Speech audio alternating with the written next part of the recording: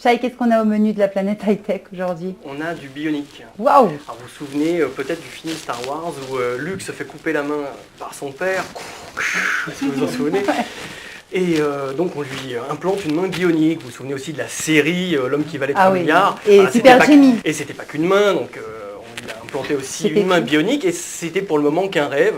Et Prodigit, une société écossaise, a mis au point vraiment une main bionique. Alors évidemment, c'est pas aussi sophistiqué que ce qu'on peut trouver dans les films. Et on a un petit reportage avec eux, on va en parler après encore. Ok, on regarde. Ceci n'est pas la main d'un robot mais Prodigit, une nouvelle technologie écossaise qui permet aux personnes amputées de retrouver la fonctionnalité de leurs mains.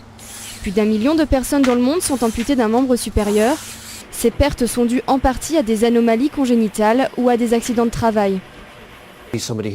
Cette main peut être celle d'une personne qui a subi un accident de travail et qui a été amputée de ses 4 doigts. Cette amputation est très traumatisante et sans assistance mécanique, cette personne ne pourra pas effectuer les gestes les plus élémentaires dans sa vie de tous les jours. Chaque prothèse est unique et fabriquée à la main par une équipe de spécialistes. Elle est reliée aux muscles par des microcapteurs. Les gestes les plus simples du quotidien sont désormais possibles. Tourner les pages d'un livre ou tenir une tasse à café devient un jeu d'enfant. En retrouvant l'usage de leurs mains, les patients sont davantage stimulés à poursuivre leur quête d'autonomie. Mon travail consiste à aider les patients à être le plus naturel possible et à découvrir leur potentiel. À la fin de la journée, c'est à eux de décider l'utilité qu'ils peuvent en faire dans leur quotidien.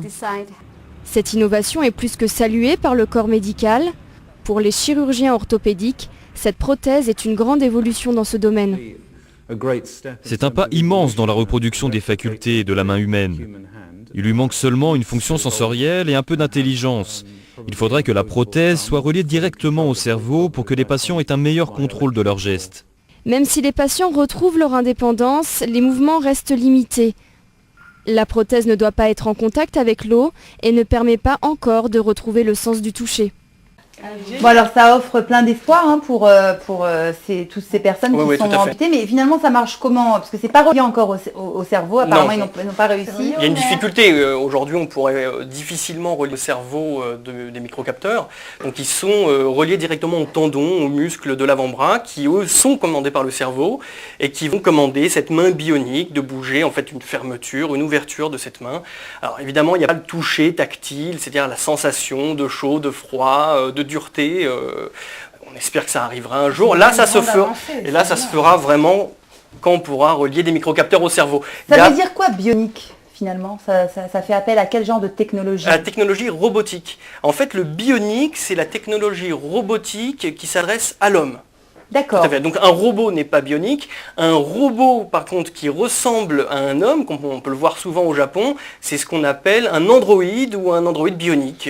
Une question. On voit souvent au Japon des androïdes? Oui, on voit souvent parce qu'en fait, il y a une course à la bionique technologie et à l'androïde technologie au Japon, sur laquelle on voit donc des robots avec une peau en latex qui ressemble énormément aux hommes, qui vous répond. J'essaierai de vous faire un reportage là-dessus, ça serait très intéressant. Ouais. Est-ce que ça marche aussi avec les pieds? On l'a vu pour les mains, donc ça veut dire quelqu'un qui a perdu ses pieds, elle peut avoir l'usage de la main? Il existait déjà en fait des prothèses bioniques au niveau des jambes, des pieds, souvent des prothèses qui démarrent d'ailleurs à partir du genou. Ils sont en train de travailler également sur des prothèses totales de jambes. C'est-à-dire des gens qui auraient été amputés à partir du genou ou au mi-cuisse, qui pourraient retrouver en fait une mobilité grâce là vraiment à des jambes de robot. D'accord, donc en fait par rapport à une prothèse toute simple, là on passe à quelque chose de plus évolué, puisque la prothèse est en mesure, on l'a vu, de saisir une tasse. Alors là c'est le tout début, il y a une 60aine de personnes qui ont profité de cette main fabriquée par Prodigit. Il faut savoir qu'il y a plus d'1 million de personnes dans le monde qui ont un membre manquant. Je suis désolé de dire comme ça. Vraiment pas ce qui est drôle là-dedans. Mais parce que vous parlez du bionique, vous vous rappelez de la série, enfin non, vous vous rappelez pas peut-être Super Jimmy, l'homme qui valait 3 milliards, c'était des êtres entièrement bioniques, quoi. Ça faisait rêver parce qu'ils avaient des capacités. Oui, tout à fait. Oui, et cette main, si on décidait de donner au cerveau moteur et aux moteurs qui sont à l'intérieur une force qui serait surhumaine, on pourrait vraiment casser des choses avec cette main. Oui. D'accord, donc c'est quoi? C'est une technologie qui va continuer à évoluer? Oui, évidemment. Donc maintenant, méfiez-vous, une personne avec une main, elle pourrait vous serrer un petit peu trop fort et vous partiriez à l'hôpital avec des doigts cassés. Bon, on va passer au web maintenant. Vous avec avez plaisir. préparé... Alors là, j'ai une vidéo magnifique. Je la regarde en boucle le matin, le midi, le soir. Le tour du monde en 80 jours, vous connaissez tous. Le tour du monde en 80 secondes, c'est une nouveauté. Ça a été filmé avec un simple appareil photo de chez Sony. Ça a été filmé pour en faire sa pub également. Oui, là, vous la faites... Et je l'ai faite aussi. Mais c'est tellement beau que ça valait le coup. C'est un appareil photo en plus avec un GPS intégré, géolocalisation. C'est-à-dire quand vous faites la photo, vous savez où vous l'avez faite. D'accord, donc une petite vidéo. C'est une vidéo de 80 secondes et pour une première fois, on ne va pas faire de commentaires, on va l'écouter, la musique est très sympa. Allez, on regarde.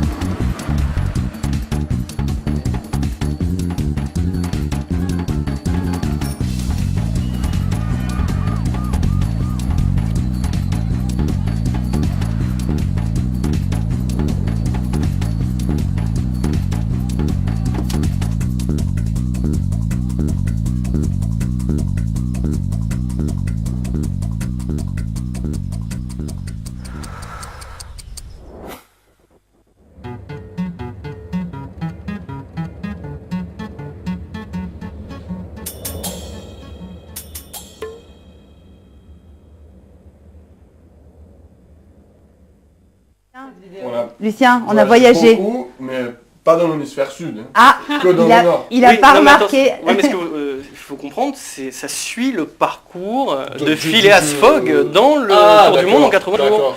Ah, ok, d'accord, c'est vraiment... Vous voyez, il y a un moment, il est au Japon et il saute directement sur San Francisco, parce que dans le livre, il passe pas par l'Australie. Ah, c'est directement inspiré du livre. Tour Du livre de... Mais pardon, Du livre de qui? Phileas Fogg. Jules Verne. Exactement. Alors, on en voit un qui suit... Bravo. Bon, mais il y a des moments quand même où on a du mal à capter, où on est à part quand on voit les pagodes, on voit les oui, signes, non, mais si vous regardez la petite map monde, le globe qui est juste à côté, vous les voyez en fait un point, la punaise, sur la localisation où vous êtes. Bon, la prochaine fois, il faudra faire un gros plan sur le Brésil quand même. Ah oui, Hein sur Israël aussi. Sur Israël aussi, bravo.